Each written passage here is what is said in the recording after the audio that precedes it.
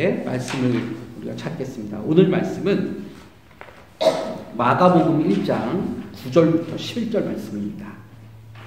마가복음 1장 9절에서 11절.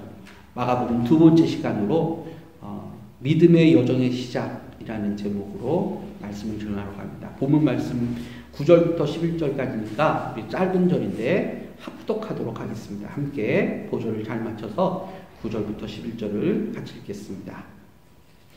그때에 예수께서 갈릴리 나사렛으로부터 와서 요단강에서 요한에게 세례를 받으시고 곧 물에서 올라오실새 하늘이 갈라짐과 성령이 비둘기같이 자기에게 내려오심을 보시더니 하늘로부터 소리가 나기를 너는 내 사랑하는 아들이라 내가 너를 기뻐하노라 하시니라. 아멘. 예, 말씀드린 것처럼 마가복음을 이제 한 절씩 보고 있습니다. 오늘 두 번째 시간인데요. 오늘 믿음의 여정의 시작하고 또 제가 이제 부제로 세례 이렇게 제목을 정했습니다. 지난주가 아니라 지지난주에 우리가 설교를 들었기 때문에 그때 어떤 말씀을 전했는지 좀 가물가물하실 거예요. 그때 마가복음 1장 1절부터 8절 말씀을 본문으로 해서 복음에 합당하게 산 사람, 세례 요한 이렇게 말씀을 전했었습니다. 세례 요한은 그의 평생 속에서 예수 그리스도의 복음의 길을 준비했던 사람이었다. 그리고 이 세례 요한은 광야에 외치는 자의 소리였다. 그래서 그가 복음을 위한 소모품이 되는 것도 주저하지 않으면서 오직 예수님의 앞길을 예비하는 사람으로서 그가 평생을 살았다고 제가 말씀을 전했습니다. 그래서 예수님도 누가복음 7장에 세례 요한을 평가하실 때 여자가 낳은 자 중에 요한보다 큰 이가 없다. 그러면서 가장 극찬으로 이 칭찬하시는 것을 아끼지 않으시는 것, 그것을 우리에게 보여주십니다. 모든 성도는 천국에서 이 땅에서의 삶을 평가를 받게 됩니다. 우리 고린도전서 3장 12절 말씀 우리 한번 찾겠습니다. 고린도전서 3장 12절부터 15절 말씀인데요. 우리 같이 찾아서 함께 읽어보겠습니다. 고린도전서 3장 12절입니다. 그리고 15절까지예요. 같이 읽겠습니다. 만일 누구든지 금이나 은이나 보석이나 나무나 풀이나 집으로 이 터 위에 세우면 각 사람의 공적이 나타날 터인데 그날이 공적을 밝히리니 이는 불로 나타내고 그 불이 각 사람의 공적이 어떠한 것을 시험할 것입니다. 만일 누구든지 그 위에 세운 공적이 그대로 있으면 상을 받고 누구든지 그 공적이 불타면 해를 받으리니 그러나 자신은 구원을 받되 불 가운데서 받은 것 같으리라. 여기 보니까 하늘의 상급에 대해서 정확하게 명시가 되어 있죠.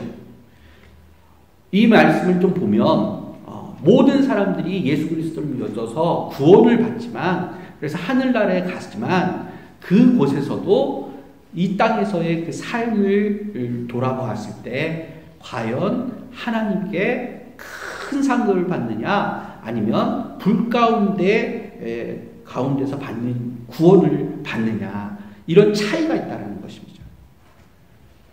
어떤 신학자들은 이 상급이 꼭 우리가 생각하는 그런 막 좋은 집에서 살고 천국에도 좋은 집이 막 빌라가 호텔 같은 집이 있고 또 어떤 데는 학구방 같은 집이 있다. 뭐 이렇게 얘기하는 것에 대해서 이게 좀 뭐라고 할까요? 금지시키는 목사님들도 있어요. 사실 우리가 이제 그 하늘나라에 가서 어땠는지는 뭐 잘 알 수가 없기 때문에 뭐 호텔에서 산다 아니면 뭐 빌라에서 산다 아니면 뭐 주택집에 개인 주택집에서 산다 구분은 할 수가 없겠죠. 뭐 요즘 이제 아카데미 시상식에서 이제 작품상을 받은 기생충에서 나오는 그 반지하, 세미 베이스먼트라고 하는 반지하에서 산다. 뭐 이런 거 구분을 다 지을 수 있겠지만, 그러나 결국에 오늘 이 성경 말씀만 보면 상급은 분명히 있다라는 거죠. 근데 이 상급의 차이는 어떤 것으로 인해서 있을까? 각자의 뭐 다른 여러 가지 의견들이 있겠지만 제가 생각할 때는 그거예요. 제가 생각할 때는 구원은 다 같이 받지만 이 복음에 합당한 삶으로서 하나님의 복음 전파에 얼마나 이 땅에서 노력을 했는지, 거기에 상급의 차이가 있지 않을까 하는 생각을 저는 예전부터 해왔습니다. 그래서 강조하는 것입니다. 그래서 우리 모두, 우리 사랑하는 피스메이커 성도님들은 하늘나라 가서 분명 상급이 그 차이가 있을 텐데, 정말 불 가운데서 구원받는 자처럼 부끄러운 구원 받는 것이 아니라 하나님 앞에서도 정말 자랑스러운 그런 성도로서의 삶을 살았습니다라고 우리 주인 되신 주님께 고백할 수 있는 성도가 되자라는 것입니다. 결코 복음 전파는 목회자에게만 책임이 있지 않습니다. 목사니까 복음 전파하고, 전도사니까 복음 전파하고, 우리는 뒤에 있고, 이건 결코 복음적이지 않습니다. 성경적이지가 않습니다. 복음으로 구원받은 모든 성도들은 다 어떻게 해야 되느냐? 복음 전파에 앞장서야 되고 함께 동역해야 되는 것입니다. 특별히 그 역할의 차이가 있을 뿐입니다. 높고 낮음이 있는 것이 아니라, 어떤 자격 조건에 있어서 더 많은 것을 하는 것이 아니라, 우리 주님이 머리 되신 교회가 각자 지체의 역할에 따라서 잘 이렇게 돌아가는 것이 우리 주님께서 원하시는 바요, 또 건강한 교회가 지향해야 할 그러한 모습이라고 저는 생각을 합니다. 여러분 기억하시겠지만 예수님이 마태복음 28장 19절부터 20절 마지막에 제자들에게 말씀하신 그 내용이 있죠. 그러므로 너희는 가서 모든 민족을 제자로 삼아 아버지, 아들과 성령의 이름으로 세례를 베풀고 내가 너희에게 분부한 모든 것을 가르쳐 지키게 하라. 볼지어다 내가 세상 끝날까지 너희와 항상 함께 있으리라 하시니라. 이 말씀 우리 모두에게 주신 말씀이지 어떤 한 사람에게 주신 것이 아니라는 것. 그래서 다시 한번 촉구드립니다. 기회만 있으면 제가 말씀드릴 거예요. 올 한 해는요, 복음에 합당한 삶으로 사는 건데요, 그것은요, 그냥 말로만, 구어로, 그냥 표어로 그냥 입에서만 내오는 게 아니라 정말 이 교회가 복음을 위해서 움직이는 교회가 되어야 된다는 것입니다. 아멘? 제발 그런 삶을 사는 그런 우리들이 되었으면 좋겠습니다. 그럼 이제는 이 세례요한의 세례에 대해서 좀 더 구체적으로 한번 보겠습니다. 오늘 본문은 아니지만 지난주에 읽었습니다. 4절 말씀을 한번 보십시오. 4절을 보시면 마가복음 1장 4절입니다. 세례요한이 광야에 이르러 죄사함을 받게 하는 회개의 세례를 전파하니. 세례요한의 세례의 특징이 뭐예요? 그 세례는 물로 세례를 주는 건데, 이 물로 주는 세례는 죄사함을 받게 하는 회개의 세례였다는 겁니다. 회개의 세례. 그리고 뒤에 예수님이 주시는 세례에 대해서도 그 특징이 나오는데, 예수님께서 우리에게 주시는 세례는 어떤 세례냐? 성령의 세례라는 겁니다. 이것이 어떤 거는 좋고 어떤 거는 나쁘고가 아니라 그 역할의 차이입니다. 역할의 차이. 그러니까 세례요한은 믿음을 얻게 하는 거기에 준비 단계에 있는데, 그것을 무엇을 했느냐? 죄사함을 주는 회개의 세례를 베풀면서 예수님께로 나아올 수 있는 준비를 하게 했다는 것입니다. 5절도 한번 읽어보겠습니다. 온 유대 지파와 예루살렘 사람이 다 나아가 자기 죄를 자복하고 요단강에서 그에게 세례를 받더라. 어떤 사람들이 나왔다고요? 온 유대 지방과 예루살렘 사람들. 그러니까 지금 나라를 잃었지만 이제 이스라엘 백성들이 나라를 이룬 후부터 어느 순간부터 그들을 유대 지방에서 사는 유대인들이라고 불렀어요. 근데 그 유대인들이 예루살렘에 사는 유대인들이 다 어떻게 해요? 요단강으로 나와서 무엇을 하려고 이 세례요한이 주는 세례를 받기 위해서 앞으로 나왔다. 근데 여기서 중요한 게 뭔지 아세요? 여기서 중요한 게 뭐냐? 요단강이라고 하는 그 지역이 중요해요. 이스라엘 백성들에게는 역사 속에서 요단강 하면 떠오르는 이미지가 있어요. 떠오르는 이미지. 마치 우리 한국 사람들에게 한강 하면 떠오르는 이미지가 있잖아요. 한강이 어디에 있어요? 서울, 한복판을 이렇게 가로지르면서 도도히 흐르는 강이잖아요. 근데 이것은 우리 한국인들의 역사 속에서 볼 때는 삼국시대 때부터 고구려, 백제, 신라 이때부터도 이 한강을 차지하기 위해서 삼국이 계속 전쟁을 벌이잖아요. 왜요? 이 한강 물을 이용해서 나라가 발전할 수 있었기 때문에 그렇죠. 그래서 역사 속에 보면 이 삼국에서 한강을 차지한 그때 매우 큰 문화적 발전과 그 나라의 발전들이 있었다는 겁니다. 그리고 그 이후에 나라에서도 고려, 또 조선, 그리고 그 이후에도 이 한강이 뭐라고 할까요? 나라에 미친 발전의 이미지는 굉장히 컸습니다. 우리가 이제 근래에 들어서도 6.25 전쟁을 우리가 겪었죠. 6.25 전쟁을 지금처럼 빨리 극복할 수 있었던 것, 그것을 뭐라고 그러냐면 한강의 기적이라고 얘기합니다. 그러니까 한강이 참 많은 발전을 일으키는 그런 아주 중요한 요소로 우리 대한민국 사람들한테는 이미지로 다가옵니다. 그래서 한강하면 그래도 뭔가 좋고 풍성하고 발전된 모습으로 우리가 받아들여지는데 이스라엘 사람들에게는 이 요단강 하면 딱 떠오르는 게 하나가 있어요. 그게 뭐냐? 요한복음 3장. 광야 40년 동안 그 고생하면서 광야에서 이렇게 뺑뺑뺑뺑 돌면서 죄 가운데 자신의 죄를 다 하나님 앞에서 심판받는 그 과정 속에서 그들이 이제 드디어 하나님께서 약속하시고 예비하신 가나안 땅, 새로운 새하늘과 새 땅으로 들어갈 때 어디를 지나면서 가죠? 요단강을 다 도하하면서 그들이 새로운 땅으로 가게 됩니다. 그때 여러분 보세요. 여호수아 3장에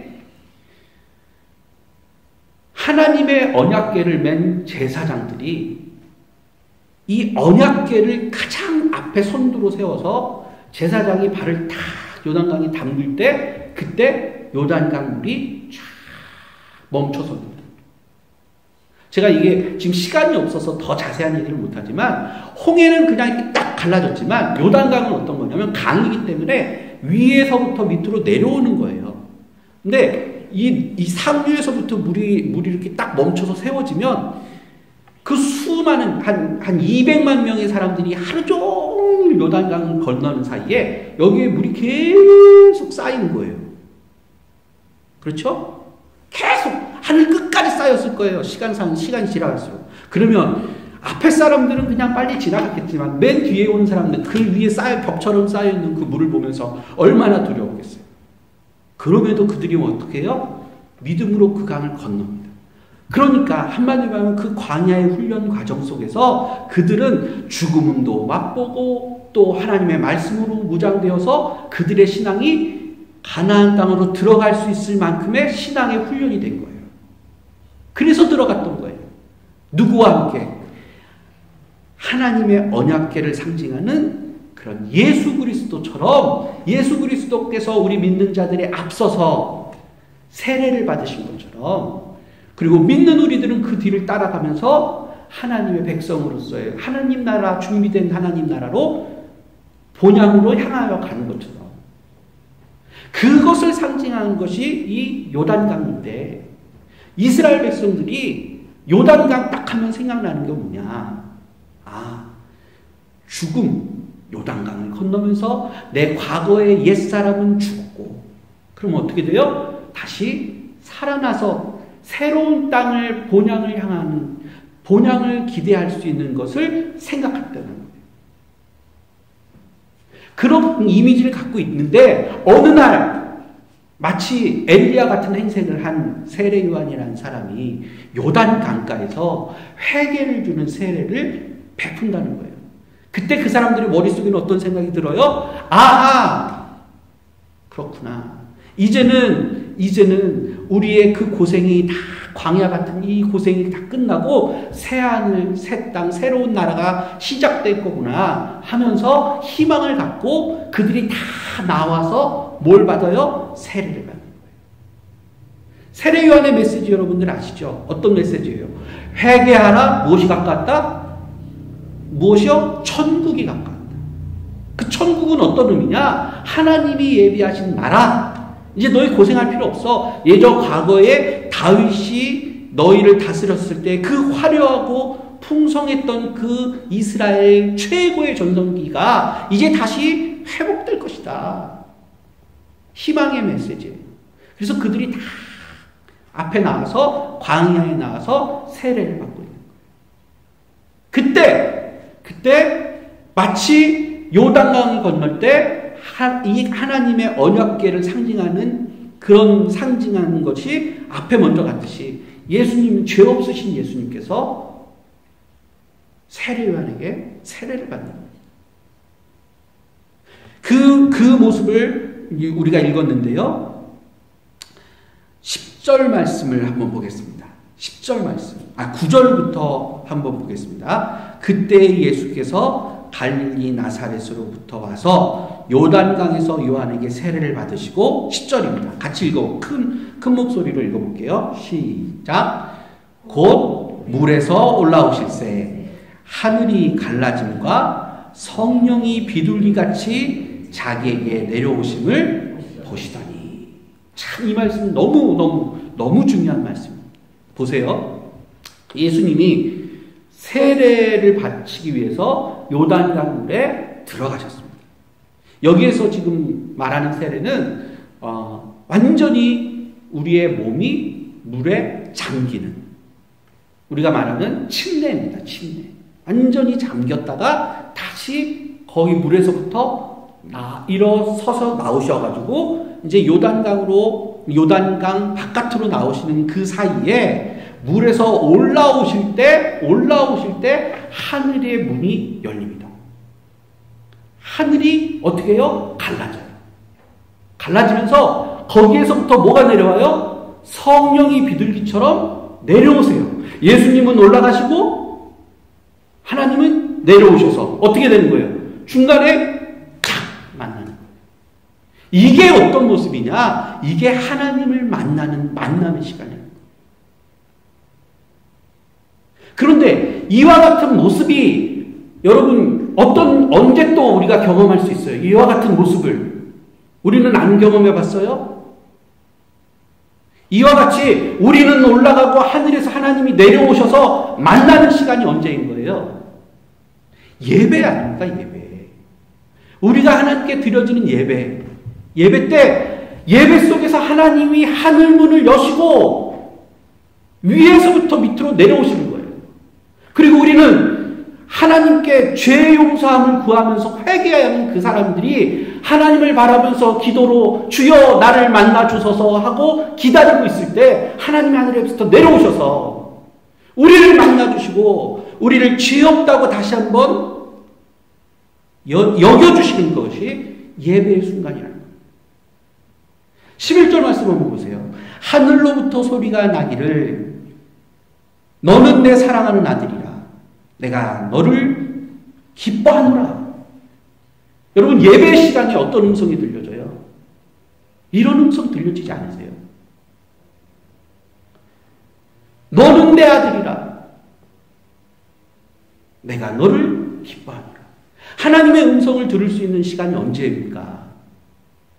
우리 죄 많은 인간들이 이 세상에서 죄 가운데서 허덕이고 살다가 주 앞에 나와서 주님, 우리는 죄인입니다. 우리를 정결케 하시고 깨끗게 하시고 거룩하게 하시옵소서 하고 주 앞에서 우리의 몸을 정말로 정결케 하는 그 시간에 하나님이 그 준비된 자에게 하늘로부터 내려오시면서 음성을 들려주시는 시간이 언제예요? 예배 시간 아닙니까? 그래서 예배에 성공해야 되고 그래서 예배에 목숨을 걸어야 하는 것입니다.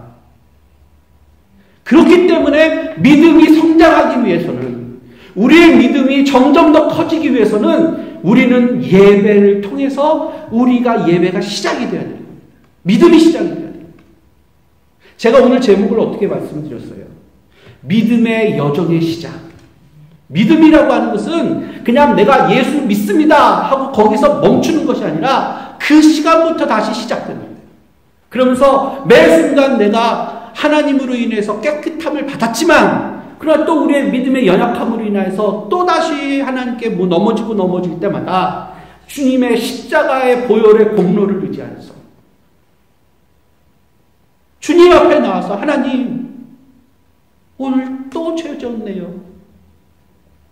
그러나 과거의 구약시대 사람들은 자신의 죄를 해결받기 위해서 제사장에게 제물 바치고 또 제사장에게 또 한 번 그 어려운 고통 속에서 긴 시간 속에서 제사를 드렸지만, 어떤 사람은 돈이 많아서 자신의 죄 하나하나 지을 때마다 다 그냥 제사를 다 드릴 수 있었지만, 연약하고 힘없고 가난한 사람들은 그런 것조차 할 수 없이 자기 원대로 하나님께 나아갈 수 없었지만, 우리는 이제 다 신약시대에 우리들은 다 어떻게 돼요?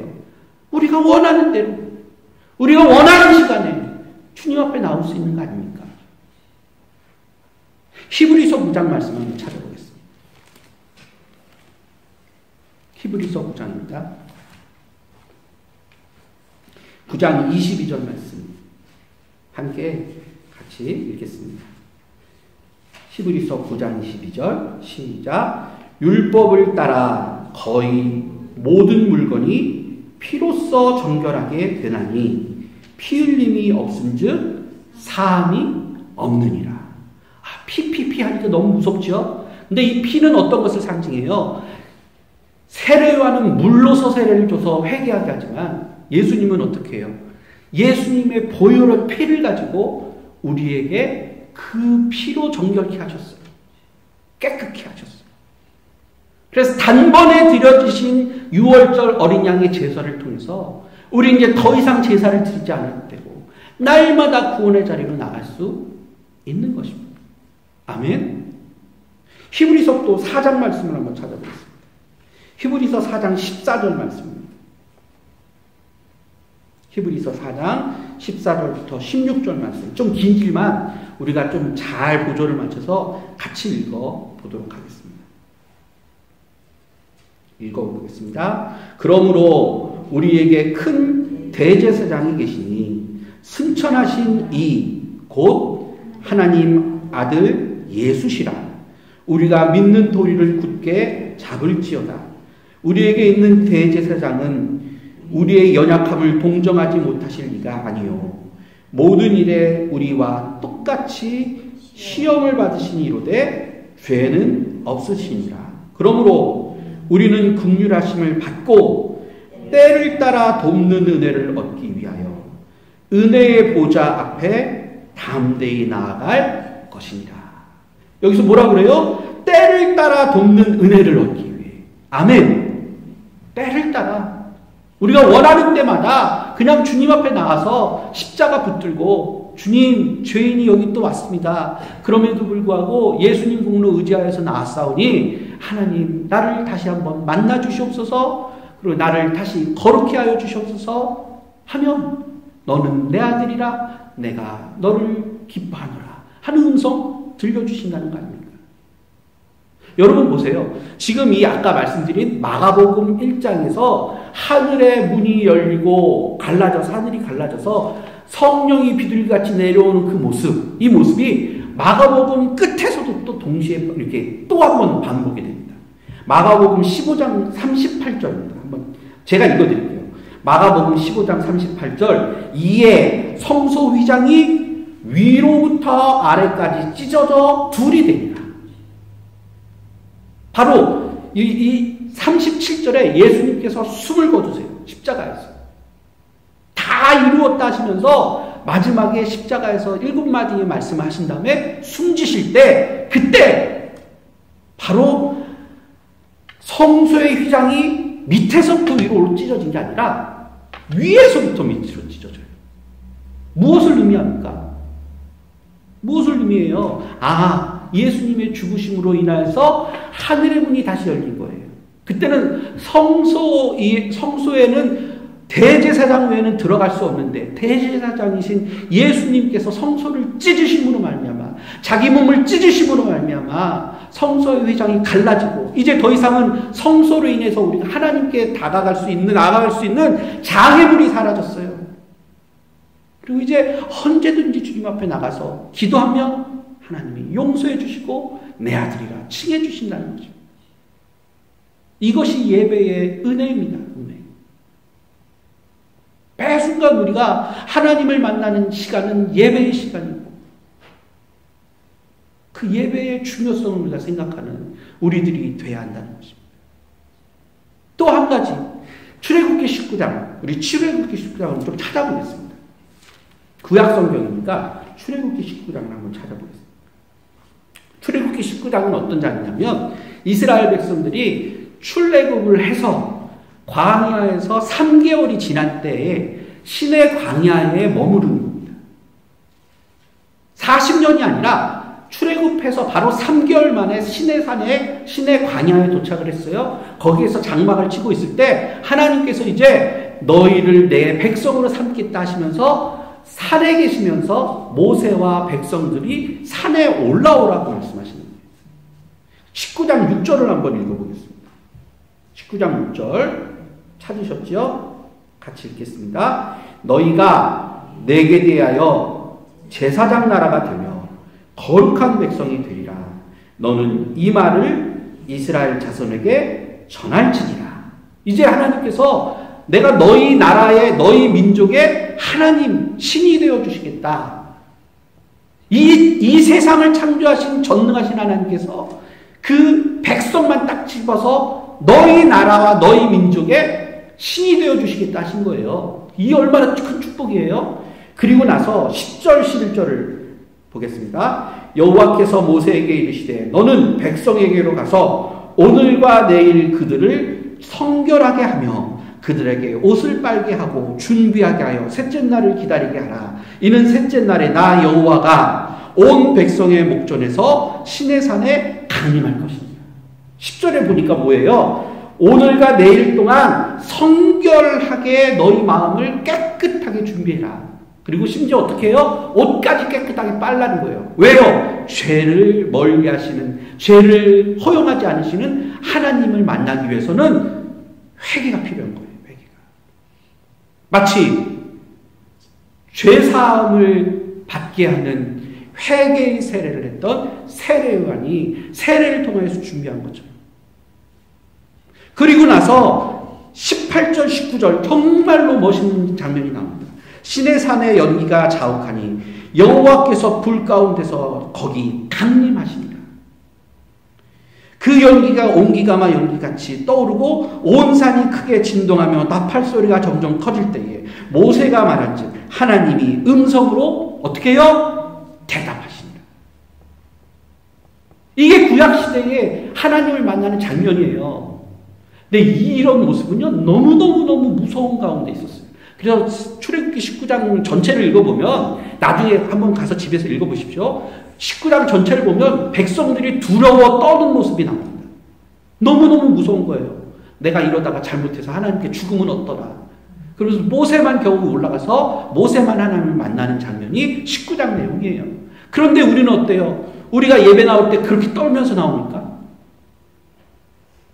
우리가 주일 예배마다 나올 때, 나 죽을지도 몰라. 오늘 잘못했으면 하늘에서 벼락이 내려와서 나 죽을지도 몰라. 그런 마음 가지고 교회에서 예배를 드리십니까?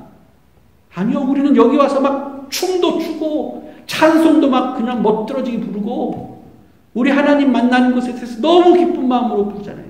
왜요? 하나님의 음성이 들려주실 때 그 음성은 어떤 음성이에요?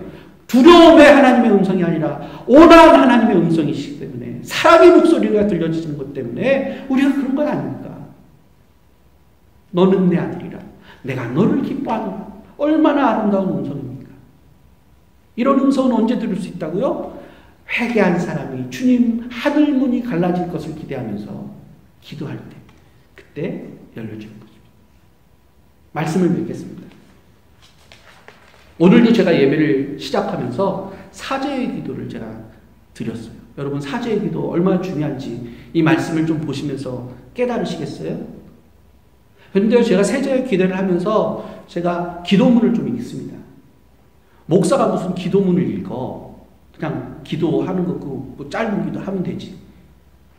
아니요. 제가 그 기도문 짧은 기도문이라고 할지라도 정말 잘 준비합니다.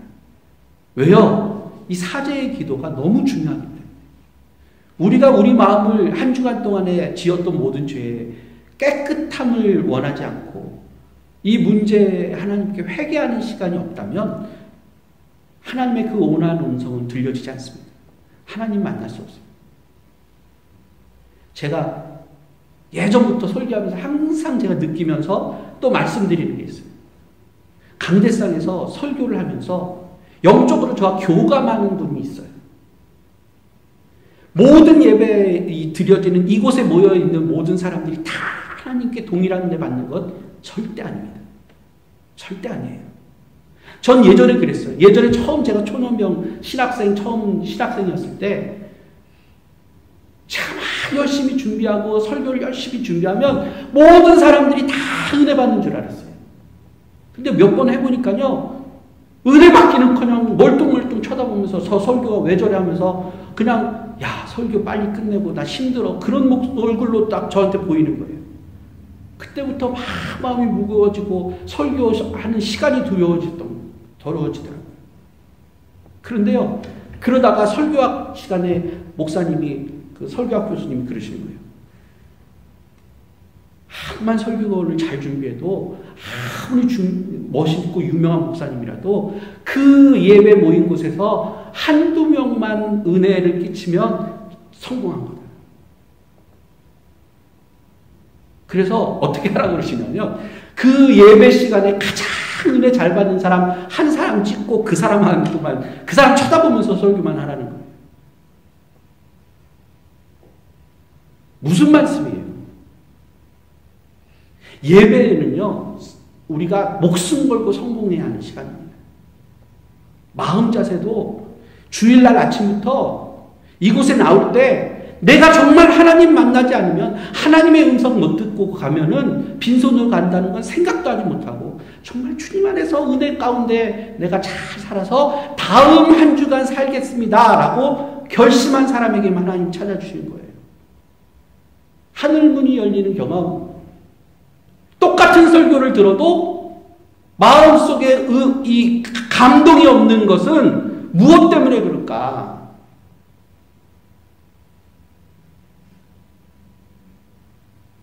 이제 우리가 예배를 드릴 때마다 항상 생각하시기 바랍니다. 믿음의 여정의 시작. 세례지만 그 세례는 뭐냐? 회개하는 겁니다. 하나님 앞에 내 거룩함을 간절히 구하고 하나님께 준비된 자로서 서 있을 때 하늘 문이 열리고 하나님의 음성이 들려지는 것입니다.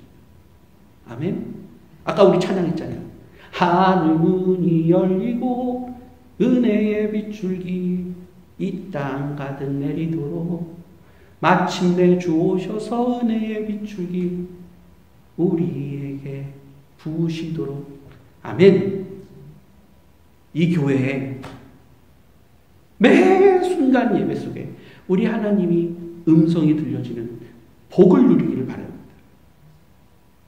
그런 날마다 예배가 살아 숨쉬는 교회 되기를 간절히 소망합니다. 기도하겠습니다.